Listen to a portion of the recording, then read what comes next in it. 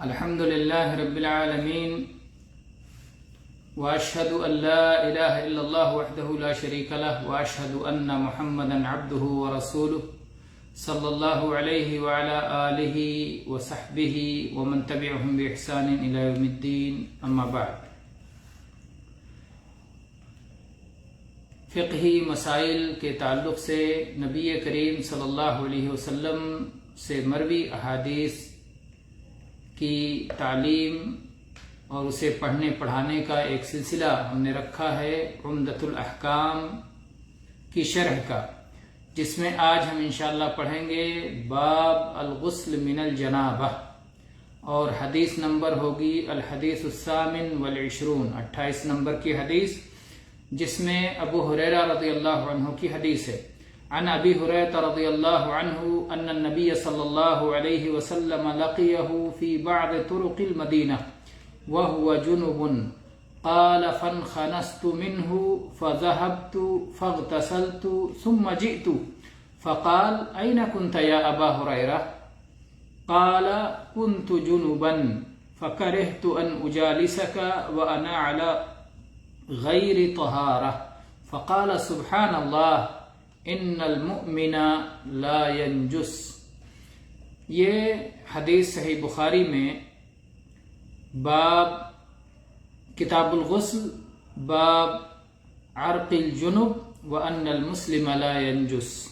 اور ایسے ہی باب الجنب یخرج ویمشی فی السوق، اور صحیح مسلم میں کتاب الغسل ان المسلم لا ينجس، اور ایسے ہی سنن ابی داؤد کتاب الطہارہ باب فی الجنب یصافح، اور سنن ترمذی کتاب الطہارہ باب ما جاء فی مصافحۃ الجنب، اور نسائی کتاب الطہارہ باب مجالسۃ الجنب و مماسۃہ، اور ایسے ہی سنن ابن ماجہ کتاب الطہارہ باب مصافحۃ الجنب۔ تو یہ حدیث ہے ابو ہریرہ رضی اللہ عنہ، اس کے راوی ہیں کہ نبی کریم صلی اللہ علیہ وسلم سے ان کی ملاقات ہو گئی۔ ابو ہریرہ رضی اللہ عنہ نبی کریم صلی اللہ علیہ وسلم سے ملے مدینہ کی کسی گلی میں، مدینہ کے ایک راستے میں، اس حال میں کہ وہ جنوبی تھے، اور اس کے بعد میں کہتے ہیں کہ نبی کریم صلی اللہ علیہ وسلم سے میری ملاقات ہوئی، اور تھوڑی دیر کے بعد جب کچھ لوگ اور بھی آ گئے تو میں چپکے سے نکل آیا، اور اس کے بعد جا کر کے میں نے غسل کیا، پھر واپس لوٹ کے آیا تو نبی کریم صلی اللہ علیہ وسلم نے پوچھا کہ ابو ہریرہ کہاں تھے؟ تو میں نے کہا کہ اللہ کے نبی صلی اللہ علیہ وسلم میں جنوبی تھا، میں نے اس بات کو ناپسند کیا کہ آپ کے ساتھ بیٹھوں، نشست و برخاست کروں، آپ کے ساتھ رہوں، جبکہ میں طہارت کے ساتھ نہیں ہوں، طہارت کے بغیر ہوں۔ تو اللہ کے نبی صلی اللہ علیہ وسلم نے فرمایا سبحان اللہ، اور آپ نے فرمایا کہ مومن کبھی ناپاک نہیں ہوتا۔ اس حدیث میں آپ دیکھیں کہ نبی کریم صلی اللہ علیہ وسلم مدینہ میں اس کی گلیوں میں، اس کے راستوں میں چلا پھرا کرتے تھے، اور ایسے ہی صحابی ابو ہریرہ رضی اللہ عنہ نجاست کے باوجود، یعنی آپ نجاست کیا ہے یا جو جنابت کیا ہے، جنابت کے ساتھ میں آپ مدینہ میں گلیوں میں چلتے تھے۔ جنابت یہ ہے جانب سے، جانب کہتے ہیں ایک جانب اور دوسرا جانب، ایک کنارہ دوسرا کنارہ، ایسے جنابت ہے کیونکہ اس میں پانی ایک جانب سے دوسری جانب نکلتا ہے، اور اس کی وجہ سے آدمی کچھ چیزوں سے دور ہو جاتا ہے، جیسے آپ ایک جانب اور دوسرے جانب میں جیسے دوری ہوتی ہے، ایک کنارے اور دوسرے کنارے میں دوری ہوتی ہے، ویسے اس میں بھی جنابت میں بھی دوری پائی جاتی ہے، کیونکہ آدمی عبادات سے دور ہو جاتا ہے۔ اس کے معنی اصل ہوتا ہے پانی کا نکلنا، منی کا پانی جب نکل جائے تو آدمی جنوبی ہو جاتا ہے، یا منی کا پانی نہ نکلے، شرعی زبان میں جنابت کہتے ہیں یا تو منی خارج ہو جائے نیند کی حالت میں، جاگنے کی حالت میں، یا ہم بستری ہو جائے جس کی وجہ سے غسل لازم ہو جائے۔ تو کہتے ہیں کہ مجھ پر غسل لازم تھا، میں جنوبی تھا، یا تو بیوی سے ہم بستری کی وجہ سے، یا احتلام کی وجہ سے، کسی وجہ سے میں جنوبی تھا۔ اس سے معلوم ہوتا ہے کہ فوراً غسل کرنا ضروری نہیں ہے، اس لیے کہ اگر جنابت کے بعد فوراً غسل کرنا ضروری ہوتا تو غسل کر کے ہی گھر سے باہر نکلے ہوتے۔ اس سے معلوم ہوتا ہے کہ جنابت کے غسل کو مؤخر کیا جا سکتا ہے یہاں تک کہ صلاۃ کا وقت ہو جائے یا کسی ایسی چیز کی ضرورت پڑ جائے جس کے لیے غسل کرنا ضروری ہے، تو اس فوری طور پر غسل کرنا، جنابت کے بعد فوری طور پر غسل کرنا ضروری نہیں ہے۔ اگر کسی نے اپنی بیوی سے رات کے ابتدائی حصے میں ہم بستری کی تو ضروری نہیں کہ رات کے ابتدائی حصے ہی میں وہ غسل کرے، وہ اپنا غسل مؤخر کر سکتا ہے صبح تک کہ فجر سے پہلے پہلے وہ غسل کر لے۔ نبی کریم صلی اللہ علیہ وسلم بھی بازاروں میں آتے جاتے تھے، خرید و فروخت کرتے تھے، چلتے پھرتے تھے۔ آپ بھی ایک بشر تھے، کھاتے تھے، پیتے تھے، بھوک لگتی تھی، پیاس لگتی تھی، چوٹ لگتی تھی، بدن پہ زخم لگتا تھا تو خون نکلتا تھا۔ تو بشریت کے جتنے عوارض ہیں اور جو بشری ضروریات ہیں وہ آپ کو بھی پیش آتی تھیں۔ تو یہاں پر بھی نبی کریم صلی اللہ علیہ وسلم کی بشریت یہ اس سے ثابت ہوتی ہے کہ آپ بھی مدینے کی گلیوں میں چلتے پھرتے تھے۔ وہ لوگ بڑے عجیب و غریب لوگ ہیں جو کہتے ہیں کہ نبی کریم صلی اللہ علیہ وسلم بشر نہیں تھے۔ قرآن پاک میں جبکہ اللہ تعالیٰ نے فرمایا قل انما انا بشر مثلکم، اے اللہ کے نبی صلی اللہ علیہ وسلم فرما دیجئے کہ میں بشر ہوں اور تمہارے ہی جیسا ہوں۔ تو گویا بشر کہہ کر کے بشریت آپ کی بتائی گئی اور مثلکم کہہ کے اس کی تاکید کی گئی۔ اگر صرف بشر کہہ دیا جاتا کہ میں بشر ہوں تو بھی مثلیت ثابت ہو گئی ہوتی کہ آپ بشر ہیں، انسان ہیں، آپ کو کھانے پینے کی ضرورت پڑتی ہے۔ لیکن کہیں کوئی یہ نہ کہتا پھرے کہ آپ بشر تو ہیں لیکن ہمارے جیسے نہیں ہیں، تو اللہ تعالیٰ نے کہہ دیا نہیں، بشر مثلکم، بالکل تمہارے جیسے ہی ہیں۔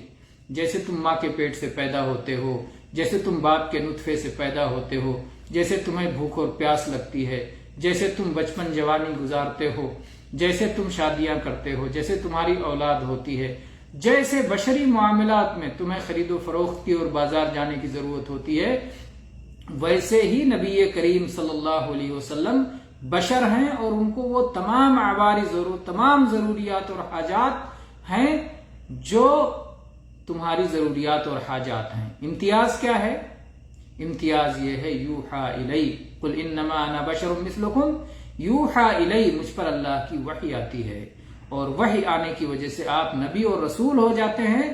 اور پھر آپ کو وہ ساری چیزیں حاصل ہوتی ہیں جو نبی اور رسول کو حاصل ہوتی ہیں۔ تو بشر ہونے کے معاملات میں، بشریت میں آپ مماثل ہیں، اور کوئی مخصوص قسم کا بشر نہیں ہے۔ بشریت میں سارے بشر آدم کے اولاد ایک جیسے ہیں، البتہ نبوت اور رسالت کی وجہ سے آپ ممتاز ہیں۔ تو اس حدیث سے یہ بات معلوم ہوئی کہ نبی کریم صلی اللہ علیہ وسلم ایک بشر تھے اور بشر کی طرح آپ کھاتے پیتے اور بازاروں میں چلتے تھے۔ اسی طرح سے ابو ہریرہ رضی اللہ عنہ کا حسن اخلاق کی ملاقات ہوئی، اور پھر جب انہیں موقع ملا تو خاموشی سے نکل گئے اور پھر غسل کر کے دوبارہ آئے۔ اور اسی طرح سے نبی کریم صلی اللہ علیہ وسلم کی تعظیم جو ان کے دل میں تھی کہ کس طرح سے آپ نہیں چاہتے تھے کہ نبی کریم صلی اللہ علیہ وسلم کی مجلس جو ذکر کی مجلس ہوتی ہے، آپ سے ملاقات جب رہے گی تو اس میں ظاہر ہے کہ اللہ کا ذکر ہوگا، اللہ کے نبی صلی اللہ علیہ وسلم کے دین اور شریعت کا تذکرہ ہوگا، تو اس حالت میں وہ نہیں چاہتے تھے کہ ایسی مبارک مجلس میں غسل کے بغیر رہیں، جنابت کی حالت میں رہیں۔ تو شریعت کی عظمت اور نبی کریم صلی اللہ علیہ وسلم کا احترام اور تعظیم جو ہے وہ معلوم ہوتا ہے۔ اسی طرح سے وہ گئے اور غسل کر کے آئے، اور پھر نبی کریم صلی اللہ علیہ وسلم نے ان سے پوچھا أَيْنَ كُنْتَ يَا أَبَا هُرَيْرَةَ، ابو ہریرہ کہاں تھے؟ کچھ دیر کے لیے جو غائب ہو گئے تھے، غسل وغیرہ کر کے آئے تو پوچھا کہاں تھے؟ تو ابو ہریرہ رضی اللہ عنہ بتاتے ہیں کہ میں کیوں چلا گیا تھا، کیوں آیا، پورے حالات کی ماجرا بتاتے ہیں کہ میں جنوبی تھا، چلا گیا غسل کرنے، اور اس حالت میں نے بیٹھنا ناپسند کیا۔ ابو ہریرہ رضی اللہ عنہ کا یہ عقیدہ تھا کہ نبی کریم صلی اللہ علیہ وسلم غیب نہیں جانتے، نبی کریم صلی اللہ علیہ وسلم دل کے حالات نہیں جانتے، نبی کریم صلی اللہ علیہ وسلم چھپی ہوئی چیزوں کو نہیں جانتے، غیب جاننے والا صرف اللہ تعالیٰ ہے۔ تو اس لیے اللہ کے نبی صلی اللہ علیہ وسلم نے جب یہ پوچھا تو انہوں نے پوری بات بتائی، انہوں نے یہ نہیں کہا کہ اللہ کے نبی آپ تو جانتے ہی ہیں، کیوں پوچھتے ہیں، کیونکہ آپ تو سب کچھ جانتے ہیں نا، نعوذ باللہ۔ یہ صحابہ کرام کا عقیدہ نہیں تھا جو آج بعض بدعتیوں کا عقیدہ ہے کہ اللہ کے نبی تو پوری طرح غیب جانتے ہیں۔ اور اللہ نہ راوی ہی نے یہ بات بیان کی، جیسے وہ حدیث جس میں آتا ہے کہ جب فرشتے اللہ کے پاس پہنچتے ہیں، شام کے فرشتے، رات کے فرشتے عصر کے وقت آتے ہیں اور دن کے فرشتے عصر کے وقت اللہ کے پاس جاتے ہیں، اللہ تعالیٰ ان سے پوچھتا ہے کیف ترکتم عبادی، میرے بندوں کو کس حالت میں چھوڑا؟ تو حدیث میں ہے فوراً وَهُوَ أَعْلَمُ بِهِمْ، اللہ تعالیٰ یہ سوال کرتا ہے، حالانکہ اللہ تعالیٰ ان کے بارے میں خوب جانتا ہے، لیکن ایک مسئلے کی وضاحت کے لیے اس طرح سوال کرتا ہے، بتانے کے لیے سوال کرتا ہے۔ تو چونکہ اللہ تعالیٰ جانتا ہے یہاں، اس لیے وہ بات بتا دی گئی، اور یہاں رسول اللہ صلی اللہ علیہ وسلم کے بارے میں صحابہ کرام سلف صالحین کا یہ عقیدہ نہیں تھا کہ وہ دل کی باتیں جانتے تھے، وہ غیب جانتے تھے۔ اگر ایسی بات ہوتی تو ابو ہریرہ رضی اللہ عنہ یا تو کہہ دیتے یا بعد میں راوی کہہ دیتے کہ اللہ کے نبی صلی اللہ علیہ وسلم نے ابو ہریرہ رضی اللہ عنہ سے پوچھا کہ کہاں گئے تھے، حالانکہ اللہ کے رسول جانتے تھے کیونکہ آپ تو سب کچھ جانتے ہیں۔ نعوذ باللہ، یہ بالکل قرآن و حدیث کے خلاف عقیدہ ہے، یہ غلط اور باطل عقیدہ ہے۔ اللہ کے نبی صلی اللہ علیہ وسلم غیب نہیں جانتے۔ تو آپ نے پوچھا کہ ابو ہریرہ کہاں گئے تھے؟ اللہ کے نبی صلی اللہ علیہ وسلم کو انہوں نے جواب دیا کہ اللہ کے نبی، میں جنوبی تھا، مجھے غسل کی ضرورت تھی، اور اس حالت میں آپ کے ساتھ جو ہے رہنے کو ناپسند کر رہا تھا کہ آپ کی مجلس میں رہوں تو طہارت کے ساتھ رہوں، طہارت کے بغیر رہنا مجھے پسند نہیں تھا۔ اللہ کے نبی صلی اللہ علیہ وسلم نے کہا سبحان اللہ، یہ تعجب کے موقع پہ بولا جاتا ہے، اللہ کی تسبیح کی جاتی ہے کہ اللہ تعالیٰ تو ہر طرح کے عیب سے، نقص سے، ایک تو ہر نقص سے پاک ہے، اور دوسرے جو اللہ کا کمال ہے اس کمال میں کسی قسم کے نقص سے بھی وہ پاک ہے، اور تیسرے یہ کہ اللہ تعالیٰ اپنے مخلوق کی مماثلت سے پاک ہے، وہ کسی کے مثل نہیں ہے، لیس کمثلہ شیء، اللہ تعالیٰ اپنے مخلوق کی مماثلت سے پاک ہے۔ تو اللہ کے نبی صلی اللہ علیہ وسلم نے اللہ کی پاکی، تنزیہ اور تسبیح بیان فرمائی، اور آپ نے فرمایا ان المؤمن لا ینجس، مومن کبھی ناپاک نہیں ہوتا، اور بعض روایت میں لا ینجس حیا ولا میتا، زندہ مردہ کبھی ناپاک نہیں ہوتا، مومن تو ہمیشہ پاک ہوتا ہے۔ نجاست تو کفر کی نجاست اور شرک کی نجاست ہے، ایمان تو طہارت ہے، لیکن یہ طہارت معنوی ہے۔ تو اللہ کے نبی کریم صلی اللہ علیہ وسلم نے گویا یہ بات بتائی کہ کوئی نجاست ایسی نہیں ہوتی جو اوپر سے نیچے تک آپ کے اندر داخل ہو جائے اور معنوی طور پر آپ کو نجس بنا دے، سوائے کفر و شرک کے۔ جب ایمان کسی نے قبول کر لیا تو وہ پاک ہو گیا، صاحب ایمان معنوی طور پر پاک ہو گیا، ظاہری طور پر اس کے بدن پہ نجاست لگ سکتی ہے اور حکمی طور پر اس کے اوپر غسل کی فرضیت ہو سکتی ہے، لیکن وہ اسے کبھی ناپاک اور نجس نہیں قرار دیا جا سکتا ہے۔ تو گویا یہ اللہ کے نبی صلی اللہ علیہ وسلم بتایا کہ کبھی ذات مومن نجس نہیں ہوتی، بلکہ اسے غسل کی ضرورت ہوتی ہے۔ اور اسی طرح سے